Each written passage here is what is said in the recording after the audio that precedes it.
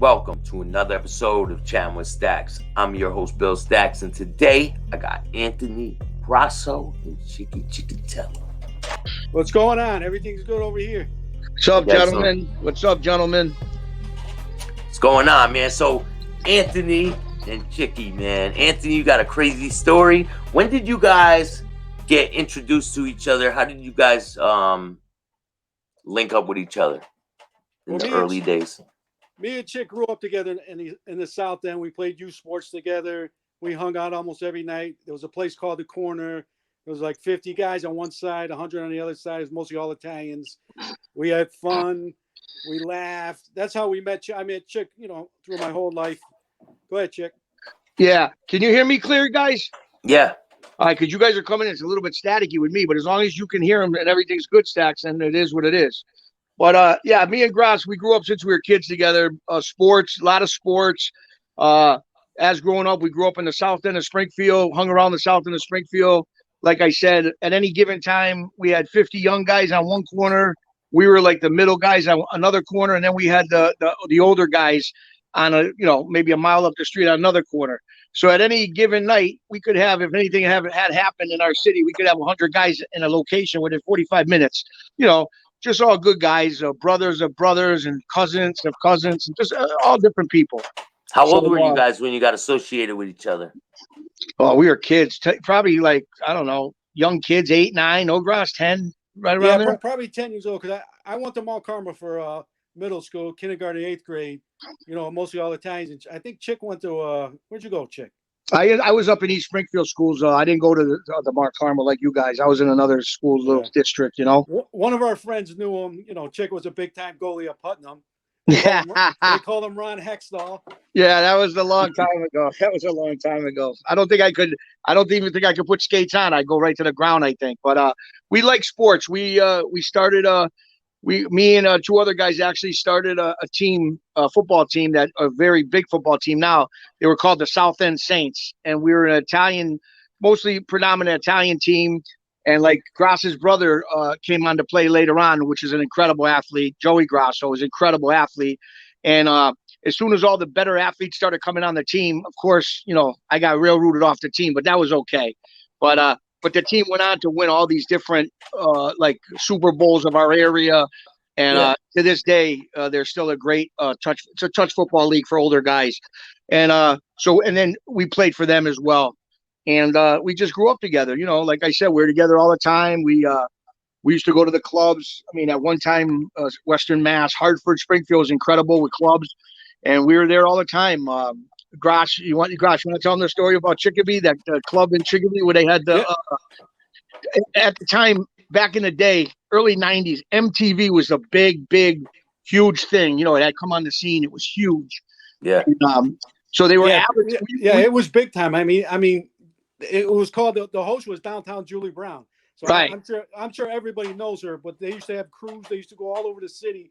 So one time they came to Chicopee, and we had like 30 guys there. And we used to go. We used to go every week. I don't mean to cut them off. We used to go every week. That was our spot on Thursday, Friday night.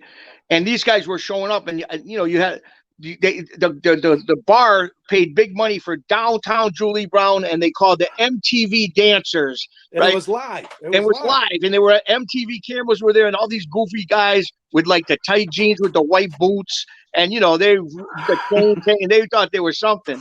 So when they came in the bar, they thought they were the shit, because they're going to all these hillbilly bars all over the country, and they're getting treated like they're Justin Bieber and all these big shot stars. Which we used to laugh at. I mean, they were nothing us. You know what I mean? We were just laughing. And so make a long story short, I'll go into it and then I'll let Grass go. But make a long story short, we're all in there just having a drink, relaxing. And they like are taking over the whole joint. Like, all right, get out of the way. Our cameras, move. Come on, you need to go farther back. And we're going like, Jesus, buddy, we're here every week. You're here for one night. You're abusing us. Yeah. So all it took for what was one look, the guy gave like a little push to one of our friends, and Chick gave me that look, and then I just I'm not known as a fighter back in the day, but I just clocked this guy. He went right down. A quick melee happened. They all got beat up. They got massacred. Hey, we ruined the whole production of MTV. They threw us out. We ruined the whole production of MTV. Julie Brown. We were never told to go back there. It was She had a crazy. great name, Downtown Julie Brown, but she was screaming, yelling, "Who are these guys? Get them out of here. This is live. We get paid millions of dollars." I mean, You guys it was a wrecked big their whole circus shit. there. Oh, forget it. But so one of the main reasons we are here is Grass has got to tell a story, and I think it's huge.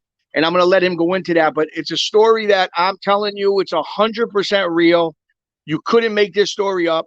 And I really believe, and I'm not going to get into specifics now, but I really believe someday it's going to be a definite biography, and it might even be a movie someday. And that's a fact. And I just can't get into things right now. But he's going to explain the story that happened to him, and you will not believe it. And like I said, when you hear all about it, it's like something that you'll know it could be a movie. And I'll let him go into that now. Go ahead, Grass. Yeah, like for all the people out there listening, my name's Anthony Grasser. I grew up in the South End. I grew up on Adams Street, and mostly, it was all wise guys hanging around. Like you said, 50 guys, but mostly it was all gambling, loan shark, and I mean, it was great guys to be around with. But mostly, the only thing we really did was get in fights, grab women, and gamble. So at the time, I got a little crazy with gambling. There's only so many. I'm not afraid to say this. I borrowed a lot of money from my wife, and I couldn't go to her again. There's like 6 or 7 times I went to her. How old were you at the moment? At the time, I was probably 41 years old when this happened. I've been through so much, the ups and downs, winning, losing. I can tell you stories, people in line. But the main thing that happened this time is, I kept borrowing, gambling, and I owed $65,000. And I told my wife, I said, I didn't want to ask her again. So I put 2 and 2 together, and I just took a beat up old Cadillac, and I drove to first I was in I didn't know what to do. So I went to the Holiday Inn in Holyoke, and I was in there with a busted Cadillac, and I was getting message after messages. Tony, we're going to break your head. We're going to find you sooner or later. You did the wrong thing. And, when you hear those over and over again, you're relaxed because you're not going to get touched. But sooner or later, if someone sees you, I was paranoid. It was freezing out. I had no money, no gas, nothing to eat. So I was the lowest of the lowest. I can tell you what it's like. I was the lowest. And the numbers, the text kept coming and coming. I remember I'm outside a Holiday Inn, sleeping in my car. It's freezing, no gas, no money, nothing. Then I finally got a call from one of the kids I grew up with. I won't mention no names. He just said, "Listen, Anthony, we don't care about the money. We just want you. We want to cripple you and put you in a hospital." That's when it put me like, wow, these guys really don't, they just want me. So the best thing I did, I took off. There was a friend I grew up with, his name was Charlie Dipple. He lived in New Jersey. And when I say tremendous athlete, and great kid.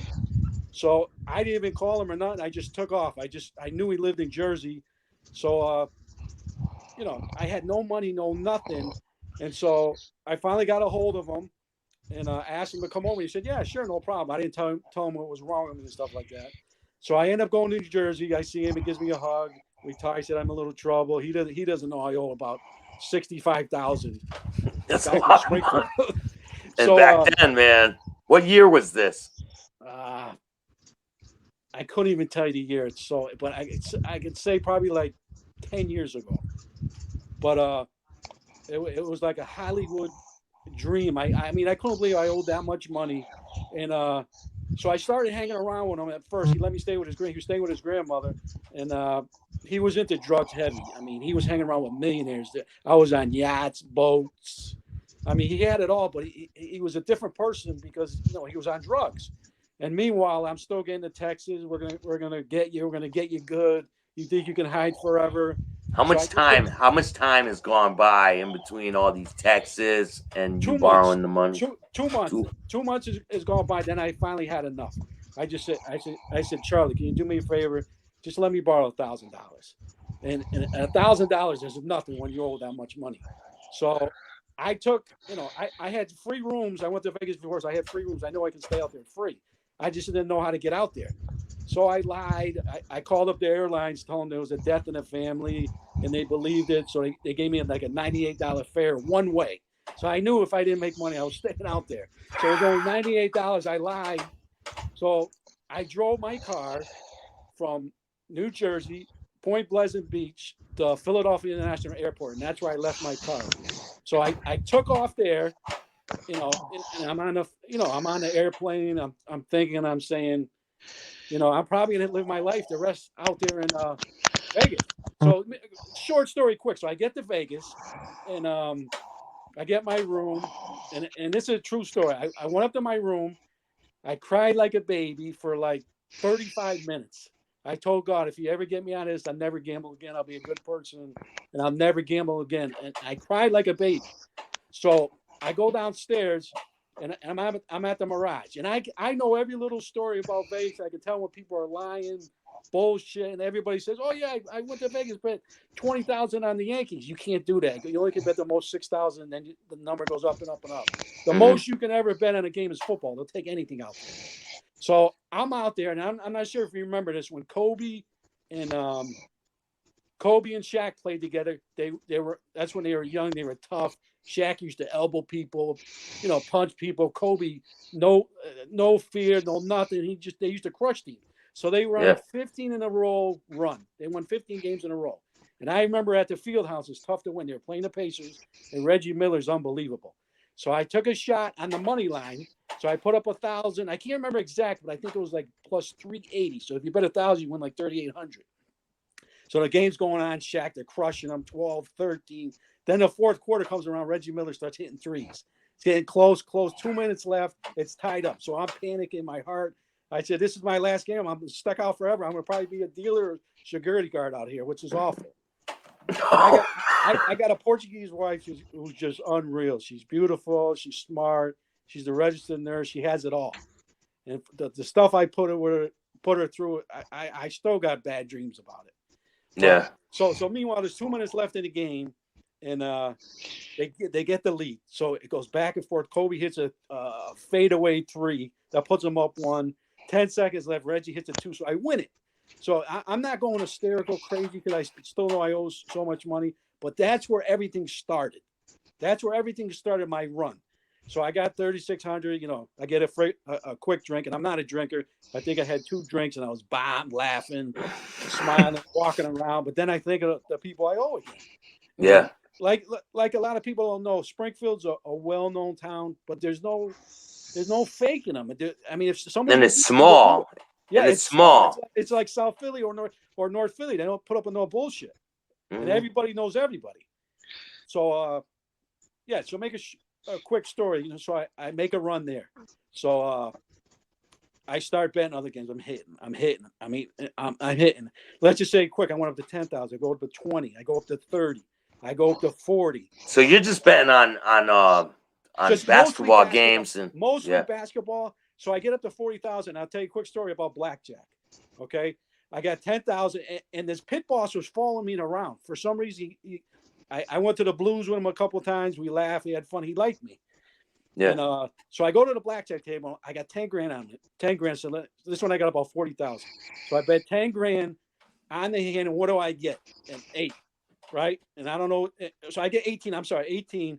And the dealer has a 2 in it. And right away I go to the pit boss. I said, come on. All my money's up the room. You know I got money in the room. He waits for a second. He goes, no problem, Mr. Grasso. Comp him the 10. So he gives me 10. I split the 8s. All right. Now I'm going to try to take you back in time on this. Okay. The dealer looks at me. I get 18 and 18 coming out of the chute. The dealer has the 2 showing. He looks in my eyes, looks at the card, looks in my eyes, looks in the card. He flips it's a 9 for 11. And I said, come on, God, don't do this to me. And I'm not kidding. It was like in slow motion. He looked at me again, turned the car over. He saw it first, went so slow, real slow for me to suffer, and it pulled over a 6 for 17. I said, yes. What? So right off the bat, there's 30,000 I won right off the bat from the guy helping me. The pit boss gave me the 10,000. But I want you to understand how the dealer went so slow. You got to picture that in your mind. He flips over a 9 for 11. You think you're screwed. And you're like, I'm done. Yeah, I'm done. And all of a sudden, he looks at me, looks at the card, and here comes the 6. And that's when I knew something was going on. So I hit that. So I got about 70, And are you now at this time? You got $70,000. Are you like, damn, I could go pay them back right now and be good? Of course not. Yes. Of course not. I got a kid who I grew up with. His name's Alphonse, right? I got a kid I grew up with, one of the nicest kids around. He grew up in the South End. Beautiful kid. Yeah, great family, everything. And he told me, he goes, Tony, how much do you want to win? He goes, come home. How much you want to win? Right? So, I play it off. All right, I'll talk to you later. So I get it up to 10,000. I get up to 11. Blackjack, for some reason, I go play one hand, 10,000. I get blackjack. I win 15,000. I'm getting up to the and this is within a month. All right. So I'm trying to settle down. I got about probably 20,000, and then it gets up to 30, and then it gets up to 40, and then it gets up to 50, and then it gets up to 60. And then I remember I got the money in the safe. I panicked. I had friends over there. I was meeting all kinds of people. I mean, I mentioned Springfield, and people laugh. They know that town like you wouldn't believe. Oh, you're from Springfield. You must be a tough guy. You must be doing things down there. Springfield's well known. Mm-hmm. And so, I get up to 110. I get it up on 20. Meanwhile, a month goes by, and I'm having the best time of my life. And they love you. They want to comp you rooms. They want to feed you, right? Yeah, the pit boss was following me around. He took me to the Blues. We were going to there's a Blues out there. We were laughing, having fun, but got it up to 120. So another month goes by, 2 months. I got it up to like 180, 190. And this is another great story right here. So I'm looking at the lines, and people laugh at me to this day, but I can see the final score before the games are played. People laugh at me. I can see it like it's printed in my head. Take this, Anthony. Take this. Take this. And it's printed in my head. And I tell people back at home, I thought, oh, yeah, sure. I'm telling you, I can see the final scores. And so I get up to 220, 230. So I go to the Western Union, and I know you can only send $99.99. You can't send over 10,000. Yeah. So I send 9,000 to my father, who like Chickie's father. They worked in factories their whole life. They got pensions, hardworking people. Yep. So my poor father's going to see real gangsters paying the money, And you're sending them the money so he can. Yeah, take care of people to get people off my back. So my father was well known. My grandfather had a big bookmaking operation in North End, but my father was a hardworking, legit guy.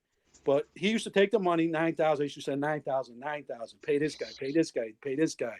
Your cousin, don't get into it. Your cousin in New Haven, though, the one that passed away, Billy, the same last name. Yeah. I mean, he was a leg breaker. I mean, he was ruthless. He was mean. Billy Grasso. Yeah, but he tried to control Springfield, and they took care of him. Man. That's too bad. But that's it. That's for another day. So continue, Grass. Yeah. So I keep sending money back and forth, laughing, having good times, eating steaks, and then all of a sudden, the funniest thing happens. I mean, a piece of steak, my tooth falls out. I said, "What? I look like yuck mouth." So a small story. A front tooth. Yeah, a front tooth on the right falls out. So I look like yuck mouth. I got tons of money. I'm going to buy suits. I'm going nowhere. I'm staying in a casino in the Mirage, right? So I'm going nowhere, but buying suits, walking around like some big shot, which I'm nobody. But I felt it with all the money. I was tipping. Yeah. I was tipping people that was in the streets $100, $200, $300. I was giving people money all over the place, and almost every night I would go into the sports book. I get a busted cigar because I didn't smoke cigars back then, so I get like a $3 Tiparillo. So I would. Do you remember Cape Fear with Robert De Niro? Robert De Niro. So I would go in with a cigar, a little Tiparillo, and then I would get a bigger cigar and laugh like him, like out of a blue, like a weirdo. Just like a weirdo for like 7 minutes because I just felt like it. Everything was working. So meanwhile, with the tooth, I meet a dentist, right? I got so close to the dentist. Listen to this story. I got so close to the dentist where, I paid him like $3,500 to get it quick. And he calls me up and he said, something happened to the lab. And I was thinking about going home. You got to wait an extra 2 weeks. I said, what the fuck, dentist? Come on. And he goes, yeah, you're going to have to wait. So meanwhile, I get that fixed. So he's telling me, I mean, you can Google his dentist. I forgot his name, but he's the one who got, if you guys remember, Lamar Odom, who used to play with the Lakers. He played 1 year at UNLV, like a half a year. He got in trouble. The dentist gave him money. So he's telling me the whole story about him. Yeah, that you know that guy you just mentioned. You know who he married was? He was married to one of the Kardashian, Khloe Kardashian. Yeah. Khloe, yeah. Yeah, but what a small world. And he's telling me how he gave money left and right to Lamar Odom. He played. I mean, you can even Google and check it. So he played a half a year at UNLV. So the dentist got in trouble. Like he got sued for tons of money. But we got so close. We used to eat out, laugh. But my teeth were unbelievable when he was done. You know, I didn't care about 3,500. I had like over 200,000 in a safe. So meanwhile, you know, I'm laughing. I go see I see a couple of singers. I forgot the guy's name, but so then I go to a boxing match. Someone tells me from Vegas a story. If you ever heard boxing, you know boxing pretty good. All right. You know. All right. Do you remember? Do you remember Lennox Lewis? Yeah. Okay. Lennox Lewis fought Oliver McCall in the first round. Okay. I mean, the first time, and Oliver McCall got a good shot at it and knocked him out. And so then the guy's telling me, you know, I could tell because he's betting with me. So he's playing Baccarat. He's got like 200,000 on him. So I know he's telling the truth. He goes, listen, Anthony, listen, you can make some good money. I said, how? He goes, this Oliver McCall, they're fighting in the second round. And you can Google this too. This is all true. I watched the fight front row at the Hilton. All right. They're at the Hilton. Lennox Lewis, Oliver McCall. The guy's telling me he's coming out of a rehab. He's all messed up, drugged up. He shouldn't be fighting. Anthony, I'm telling you, word from word, I'm telling you, bet as much as you got in this, right? And did you? Yeah. So let me finish my story. So I'm front row at the Hilton watching Oliver McCall and Lennox Lewis fight, right? And I can hear, remember Jim Lampley and George Foreman? I can hear them talking. That's how close I am, saying this guy's, you know, all messed up. This guy's no good. Why is he even letting him fight? He's going to get ruined. So I never seen this all my years in life. And I played sports. I was a good athlete. I did everything in the world. I know everything about sports. So to make a short story quick, I bet 60,000, right? I bet 60,000. Remember, I'm front row. To him to get knocked out, I was a big payday. I can't remember. It was like 120 or something like that to get knocked out before the third round. And so listen to this. Now try to picture this in your mind. I'm front row. In the third round, Oliver McCall is getting crushed, but he won't go down. Lewis is hitting with bombs left and right. All of a sudden, he starts crying. He starts crying in the ring like a baby, and he's getting crushed. Lewis is looking at the ref, like, stop the fight. And he's crying. Meanwhile, I'm going nuts. Yeah, it's over. So he's crying like a baby in the ring. I mean, I never seen that in my life. I'm front row. I was 2 feet away from me, and he's crying like a baby. You know, the people that are betting him are rooting. Yeah, he's getting knocked out. But then you guys, some nice people. Oh, what's the matter? But I remember I heard Foreman and the guy that was betting 200,000 on Baccarat told me coming out of rehab. So it was a big thing. In the third round, he quit in the ring like Roberto Duran. Remember him? Wow. So he quit the ring. I never seen nothing like it. They're trying to get him out of the ring. He's crying like a baby. People want to attack him, right? Yeah, they want to attack him. His own corner trying to tell him to fight this right. He just, I mean, Lewis was crushing him. He's like, I don't want no more. Yeah, and he just quit in the ring, but he was crying buckets of tears, and I felt bad for him. But meanwhile, I'll say, yeah, cash it in this large. So meanwhile, so I go collect. So I got about 300,000 in my safe. Oh. So I said, I keep going to West. Yeah, but you're sending stuff home. Tell them you're sending stuff home. Here, there, you're paying people. And I'll tell you, you're doing the right thing. Union lady. So I'm sending 9,000 to my friend Alphonse and another kid, Joey Alphonse, my father. I keep sending them money, right? So the poor Western Union, she goes, what are you doing? Can you help me? The Western Union lady, you know, I try to play a big shot role. All right, yeah, I got some fixed games. They are true. You know, I was bullshitting. So I gave her a game, just, you know, out of the blue, and it's for some reason I didn't bet it, but I told her to bet it and it lost. So I had to go to another Western Union because I was too embarrassed to meet the lady face to face. Oh, so you told her like I'm a big shot, and you told her and she I lost. said I some fixed games, and I said bet this game, so she bets it, and I don't end up betting it. And so I felt bad, so I had to go to another Western Union. So I was too embarrassed to see her. But I'm telling you the stories that was out there that I saw. I mean, first of all, when I was out there, it's a small world, right? So I think I'm all set in Vegas. This is the first time I go out there again. I mean, the first time I was out there, right? All of a sudden I won't mention no names. I see like 4 people I know from Springfield, Mass. I'm like, what? So you know what I do? I go into a little store in the Mirage. I get some busted ass gazelles. I wear them on for glasses. I got a disguise. I walk right by the guys that know me. I got gazelles. I got a Kango hat on. I got busted jumpsuits. But like, you couldn't recognize me. But I couldn't believe I was there with people from Springfield, Mass. But to make a long story, I mean, you almost have to see the stories with the blackjack, not just with the eights. I mean, there's times where the pit boss would follow me around, and sometimes, there's sometimes where you put the 2 cards down. You know how you put them down and the dealer's cards are up? You can do it at the casinos. So there was times where the dealer would have like 20, and I look, and I had 21, so I didn't show it. And the pit boss sees a 20, he sees 10 grand out there. He's all 20, and I flew up 21. I said, matter. That's when I knew life was great. But just the food I ate, the people I made. I'm trying to figure the singer I met out there, because he pulled me up on stage.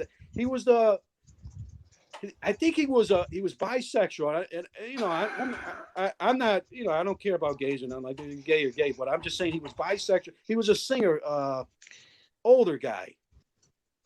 I'm trying to remember, but he brought me up on stage. Liberace? No, not Liberace. The Ricky Martin? No, not Ricky Martin. No, he was definitely. I don't even know if them guys are bisexual. I don't want to get sued. Yeah, but we don't care. I mean, I know. You're bisexual, but I'm telling you that when I say George Michael. No, it wasn't him. It was the guy who sings "Chances Are." Chances are. Who sings that? Chances are. Yeah, chances are. Chances are, I don't know. We don't know that one, buddy. If someone Google it, chances are singer, and it'll come up right off the bat. Yeah. But I want people to know this about gambling. First of all, if you gamble, you got no shot in life. You're gonna lose friends. You're gonna lose. What do you mean, man? The story you just told. Yeah, You're but at the bottom of the bottom. That's a 1 in a billion. Yeah, but you got to understand. Ask him what he's got today.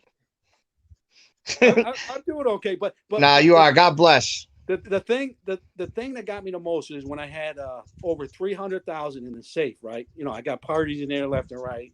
I got people going through the things. Meanwhile, it's in a safe. So I'm figuring when I'm there, I'm boozing. I can't drink. I have 2 drinks, start laughing, falling down, yelling, hitting on chick's girlfriend. But I mean, the stories over there. When I had the 300,000, after everything was paid, I went to this Western Union about 7 times. I'm thinking, I got down on my knees and I prayed to God. I said I'd never gamble again. And as soon as I got home, I started to gamble right off the bat. But you did. But I still remember. I still remember, going to the flight. Right, I had to buy another flight because it was one way. People forget that it was a one-way ticket. And like I said, when you're a gambler, you bet streaks, and I went against the streak.